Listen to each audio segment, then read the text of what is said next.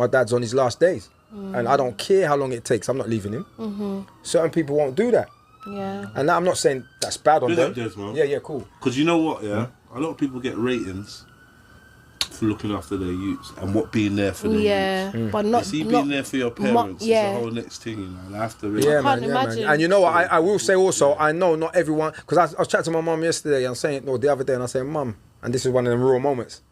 I said, yo, if I was around my kids or I couldn't do this, I would advocate for a hospice, you know. Mad, Does she- isn't it? And she was like, got a bit, Yeah. and I'm like, Mum, but you're just you being can't real. handle it. Yeah. and you know what? There's no part of me that feels like I'm telling her something wrong. Yes. Yeah. I can see her pain when I tell her, and I can see how she processes it, and I could see if my sister or someone was there to be like, yeah. but I'm like, yeah, I don't want nothing to go down, you know, and I never kept it real. And sometimes, you know, let me tell you something, man. I don't want to say it's a hard life because I love it, but it's a hard life for everyone around me. Yeah. Because okay. I'm looking at them like, sorry, but not sorry. Do you get what I'm saying? Because I want to be present. Because if you're not present, you're being indirect, man. And you see me, one life you get to live, man. And all now I can't tell me anyone. No one can't tell me what's happening after. Is your pops a direct man like you? You know, my dad's a very humble man. And I feel like we're talking about that lately, me and my dad and stuff.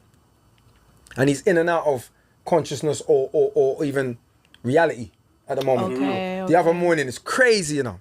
Crazy. He got You up. said, has he can I reached that ask, senile what's he- stage? What's his actual diagnosis or what's up with? He has pylorus cancer, which is a cancer that comes from processed foods, alcohol, drink, stuff like that. Okay. He had a stroke 20 years ago.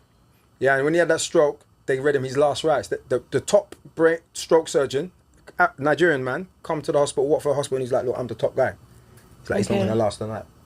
So the priest come in. That was 19 years ago. Wow. But Before that, yeah. he had epilepsy. Right? But don't get me, he's a functioning man, doing his thing. Right. Now, about 3 years ago, he got... See that cancer, where does it attack? You see your stomach, the base of your stomach, like your entry to your stomach, you start Yeah, to get not mine, tumours. not mine. Sorry. Oh. Sorry.